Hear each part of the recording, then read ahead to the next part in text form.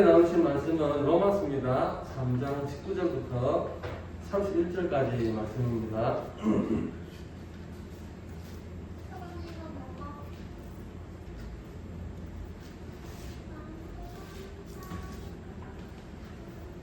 같이 보겠습니다.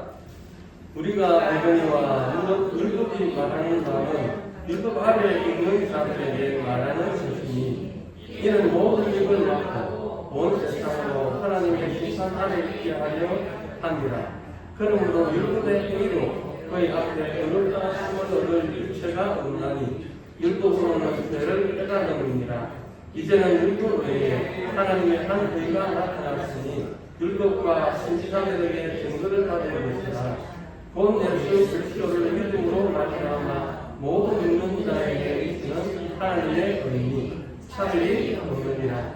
모든 사람이 죄를 범하였음에 하나님의 영광을 이루지 못하더니 그리스도의 안에 있는 성령으로 말미암아 하나님의 은혜로 가없이 의롭다 하심을 얻은 자가 되었느니라. 이 예수를 하나님이 그의 피로서 믿음으로 말미암는 화목제물로 세우셨으니 이는 하나님께서 피 참으시는 중에 전에 지은 죄를 간과하심으로 자기의 의로우심을 나타내려 하심이니 곧 이때 자기의 의로우심을 나타내사 자기의 의로우시며 또한 예수 믿는 자를 거룩다 하려 하시니라. 그런즉 자랑할 때가 어디냐? 있을 수가 없느니라. 무슨 근거냐? 행위로냐? 아니라 오직 믿음의 근거니라. 그러므로 사람이 거룩다 하심을 듣는 것은 율법의 행위에 있지 않고 믿음으로 되는 줄 우리가 인정하노라. 하나님은 다만 이생의 하나님이시냐 또한 이방인의 하나님은 아니시냐 진실로 이방인의 하나님도 되시느니라. 할례자도 믿음으로 말미암아 또한 무할례자도 믿음으로 말미암아 어렵다 하신 하나님은 한 분이시니라. 그런데 우리가 믿음으로 말미암아 율법을 발휘하느냐 그럴 수 없느니라. 오히려 율법을 굳게 세우느니라. 아멘. 그저 받은 은혜라는 제목으로 이 시간 함께 은혜 나누기를 원합니다. 지금 사도 바울은 하나님의 의에 대해서 설명을 하고 있습니다. 우리가 하나님의 의에 대해서 잘 알아야 되는 이유가 있는데요. 그 의가 바로 잣대가 되기 때문입니다. 잣대란 어떤 현상이나 문제를 판단하는 데에 기준이 된다는 말입니다. 가령 어떤 물체가 바르게 펴져 있는지 아니면 이것이 구부러졌는지 잣대를 갖다 대보면은 알 수 있는 것입니다. 제가 군대를 제대하고 대전에서 노가다를 좀 했었거든요. 노가다를 좀 했었는데 그 목수 대모도 일을 좀 했어요. 이게 속된 말로 그 시다발이, 시다발이. 그래가지고 목수가 이제 뭐 공구청 가져오라 그러면 공구 갖다 주고 또 목수가 뭐 일을 하는데 뭐 재료가 없으면 재료도 또 갖다 주고 그런 일을 했습니다. 그런데 한 번은 수평계를 가지고 오라는 거예요. 그래가지고 아무것도 근데 수평계가 뭔지 모르니까 한참 많이 헤맸던 적이 있습니다. 우리 목사님은 잘 아시겠죠? 수평계가 뭔지. 수평계가 뭐냐 그러면 요만한 막대기입니다. 막대기 요만한 막대기인데 거기에 이 성냥갑 2개 정도 되는 크기에 거기 물방울이 하나 들어있어요. 물방울이 수평 재는 게 하나 있고 또 수직 재는 게 하나 있어요. 물방울이 있는데 이제 이 막대기를 이렇게 어떻게 기울이느냐에 따라 가지고 이 물방울이 왔다 갔다 하거든요. 그래가지고 이 물방울이 딱 중앙에 오면은 이게 수평이 맞는 거예요. 수직도 맞고. 예. 그래서 이것을 벽에 딱 갖다 대보면 이게 이 벽이 정확하게 딱 직선으로 서 있는지 이렇게 약간 누웠는지 그걸 알 수 있는 겁니다. 사람의 눈이 아무리 정확해도 이게 삐뚤어지거든요. 그러니까 이 수평계를 가지고 딱 재보면은 이게 기둥이 휘어졌는지 안 휘어졌는지 정확하게 알고 또 바닥도 마찬가지입니다. 딱 올려보면 이게 바닥이 평평한 바닥인지 울퉁불퉁한 건지 기울어졌는지 답이 나온다라는 것이죠. 마찬가지로 하나님의 의라는 것은 잣대입니다. 잣대. 잣대를 딱 갖다 대보면은 내가 어려운 사람인지 어렵지 않은 사람인지 금방 알 수 있게 되는 것입니다. 본문 로마서 3장 24절 말씀 같이 한번 보겠습니다. 그리스도 예수 안에 있는 성령으로 말미암아 하나님의 은혜로 값없이 어렵다 하심을 얻은 자 되었느니라. 여기 보면 우리가 어렵다 하심을 얻은 자가 되었다라고 했습니다. 어려워졌다라고 했습니다. 그런데 이 말은 우리가 세상적으로 선한 일을 해가지고 어려워졌다는 말이 아닙니다. 가끔 뉴스를 보면 그런 뉴스가 나오죠. 돈가방을 택시에 놓고 내렸는데 이 택시 기사가 경찰에 그 돈가방을 갖다 줘가지고 주인을 찾아드렸다, 이런 뉴스를 가끔 접하죠. 유튜브에 보니까 이런 이야기도 있더라고요. 어떤 여성이 길을 가다가 노숙자에게 적선을 합니다. 적선을 하는데 동전을 통에다 딱 집어 였는데, 동전을 집어 였는데 이 손에 결혼 반지까지 빠져버렸어요. 이게 가능한 건지 모르겠는데 반지를 그래 긁었게 낍니까? 하여튼 어쨌든 그 스토리가 그렇더라고요. 동전을 넣는데 이 반지도 빠져버린 거예요. 다이아 반지를 빠진 거예요. 이 여성은 모르고 그냥 길을 가고, 나중에 저 노숙자도 나중에 자기 통에 반지가 있다는 것을 알게 됩니다. 그래가지고 이 노숙자가 찾아주려고 막 쫓아다니는데 시간이 지나노니까 찾지를 못하고, 그래서 이 노숙자가 거기를 벗어나지 않고 여성이 올 때까지 거기서 기다립니다. 그래가지고 시간이 많이 흐른 후에 이 여성이 와가지고 여성에게 반지를 돌려주었다라는 그런 이야기도 있더라고요. 억수로 좋은 일을 했죠. 억수로 좋은 일을 했습니다. 그런데 이런 것을 보고 어려워졌다라고 이야기를 하는 것이 아닙니다. 그냥 그것은 착한 일을 한 것이고, 또 어떻게 보면 당연한 일을 한 것일 뿐입니다. 오늘 본문에서 어려워졌다라고 하는 말은 사회적으로 선한 일을 했다는 말이 아니고, 나에게 있는 죄가 완전하게 벗어진 상태를 말하는 것입니다.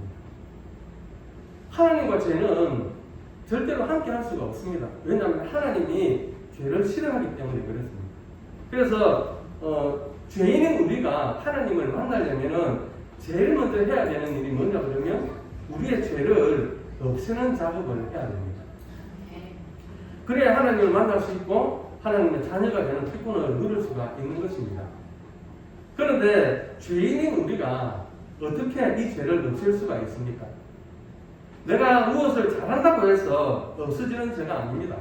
이것은 예수 그리스도가 하나님에게 죄값을 다 치러준 것을 내가 믿고 신앙 고백을 할 때에 주의 의가 내게 오고 내가 의로운 사람이 되는 것입니다. 구약에 보면 제사 방법이 많이 나옵니다. 제사는 죄를 지은 사람이 희생양을 끌고 옵니다.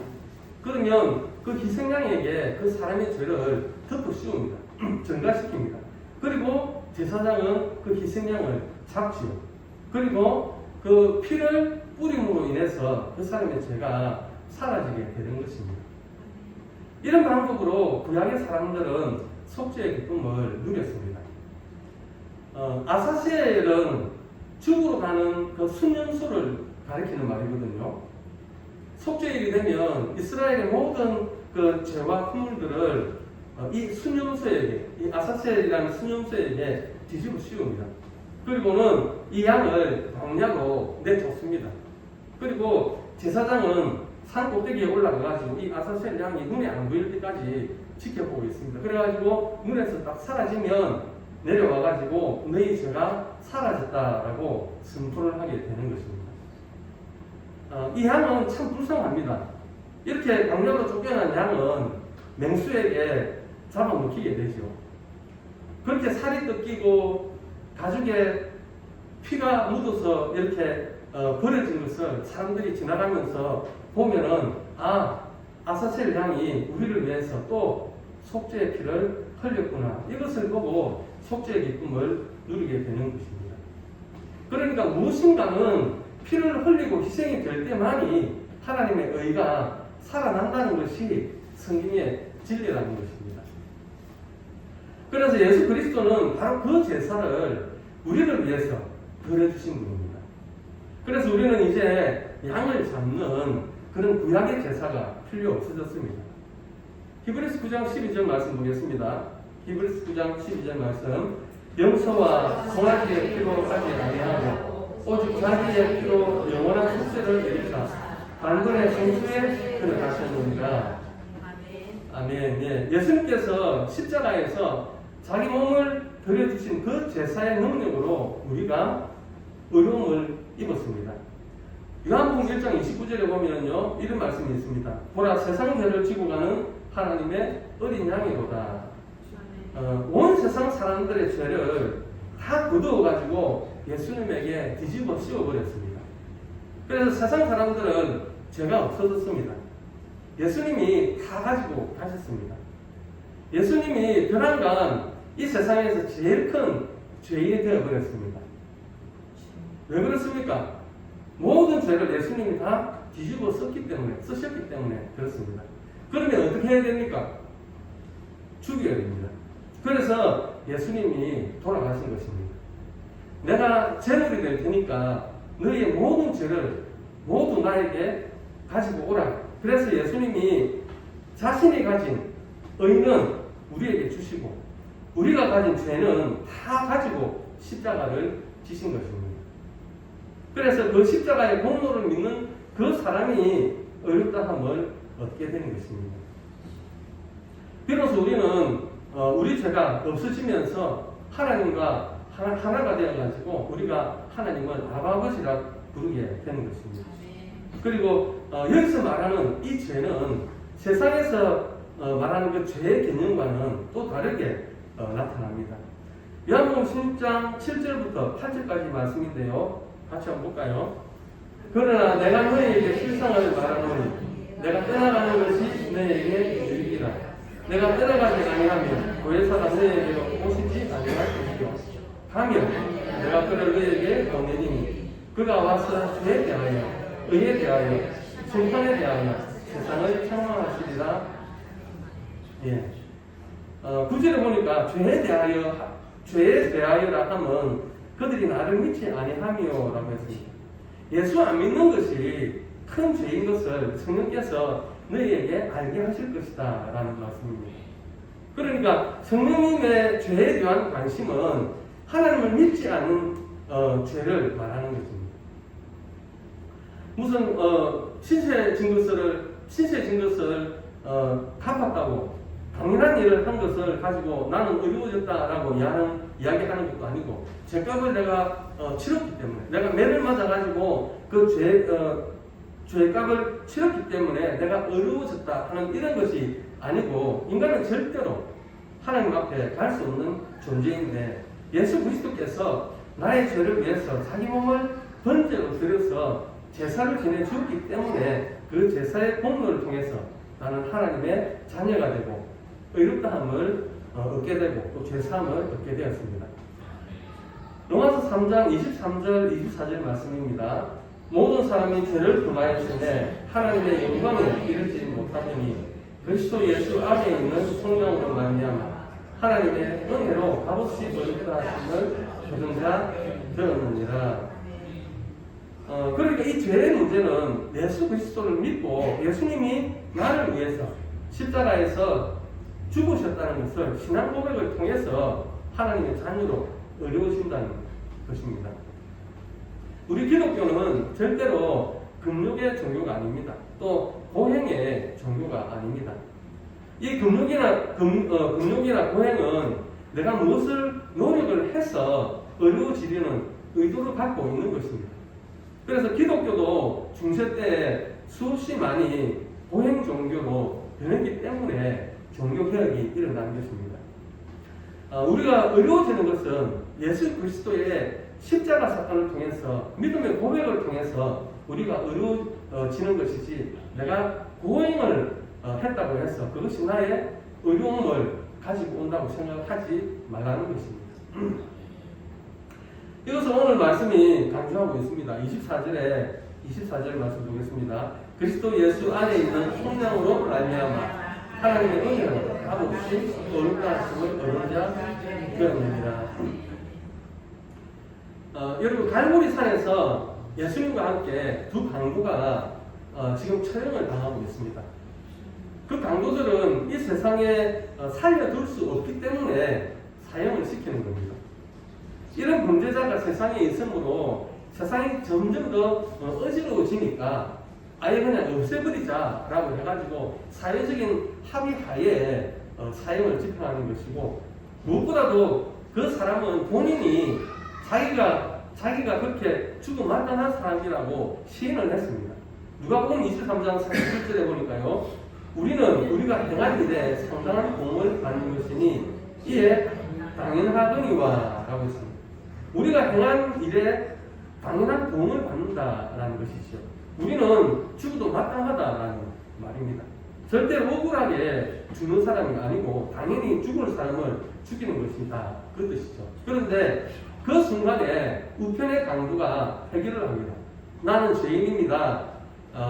이렇게 죽는 것이 마땅합니다. 그런데 당신의 나라 임하실 때에 나를 기억해달라라고 예수님에게 구원을 요청했을 때 예수님은 그 자리에서 허락해 주십니다. 그러면 그 강도의 의의는 무엇입니까? 이 강도가 무슨 선한 일을 했습니까? 아무것도 한 것이 없습니다. 그러니까 누구든지 내가 무엇을 했다고 해서 그것을 인정받아서 하나님의 자녀가 되는 것이 아니고, 하나님의 공짜로 값없이 그저 주셔가지고 나를 의롭다 하셨기 때문에 그것이 감사해서 하나님의 그 역사에 몸을 바치고 사는 것이 우리 크리스찬의 삶의 철학입니다. 오전에도 우리가 찬양을 했죠. 하나님의 은혜로 있을 데 없는 자 왜 구속하여 주는지 난 알 수 없도다.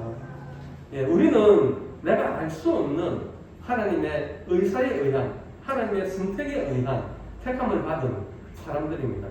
그래서 이 택함받은 우리는 감사만 있을 뿐이고 그 이상은 우리가 알 수가 없습니다. 이것은 하나님의 의사고 하나님의 선택뿐입니다. 그래서 그 선택 안에 들어와 있는 자가 보니까 나의 죄도 없어졌고 하나님의 자녀가 되고 영생을 누리게 되니까 이 사건이 너무 감격스러워서 주님의 영광을 위해서 살겠다고 결단들을 하는 것입니다. 그러니까 율법은 죄를 가르쳐주는 역할을 하는 것이고, 복음은 죄를 없이 하여 주는 역할을 하는 것입니다.